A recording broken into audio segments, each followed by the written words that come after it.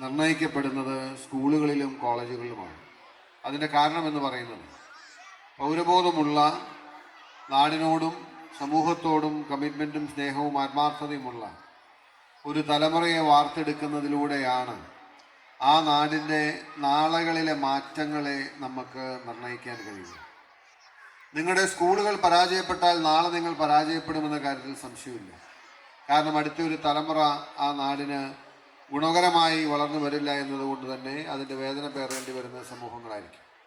അതുകൊണ്ട് യഥാർത്ഥത്തിൽ പൊളിറ്റിക്സ് എന്ന വാക്കിൻ്റെ അർത്ഥം രാഷ്ട്രനിർമ്മാണം എന്നാണെങ്കിലും ആ രാഷ്ട്രനിർമ്മാണ പ്രക്രിയയിൽ ഏറ്റവും വലിയ പങ്ക് വഹിക്കുന്ന സ്ഥാപനങ്ങളാണ് വിദ്യാലയങ്ങൾ എന്ന് പറയുന്നത്.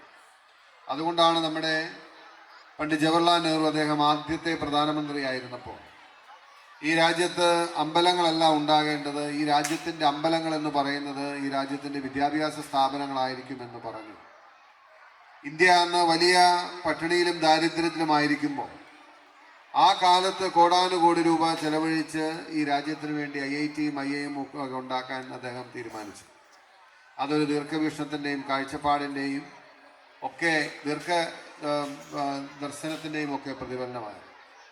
അപ്പോൾ ആ നിലയിലുള്ള വിദ്യാഭ്യാസ സ്ഥാപനങ്ങളാണ് ഏതൊരു സമൂഹത്തെയും, ഏതൊരു സമുദായത്തെയും, ഏതൊരു സംസ്ഥാനത്തെയും, ഏതൊരു രാജ്യത്തെയും മാറ്റിമറിച്ചിട്ടുണ്ട്.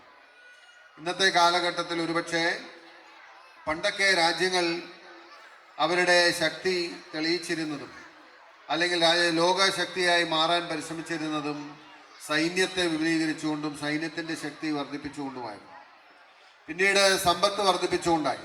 പക്ഷെ എന്നാൽ ഇന്ന് ലോകം കീഴടക്കാൻ തയ്യാറെടുക്കുന്ന എല്ലാ രാജ്യങ്ങളും ഏറ്റവും കൂടുതൽ ഫോക്കസ് ചെയ്യുന്നത് ഈ പറഞ്ഞ രീതിയിലുള്ള നോളജ് അക്യുമിനേഷന് വേണ്ടിയിട്ടാണ്.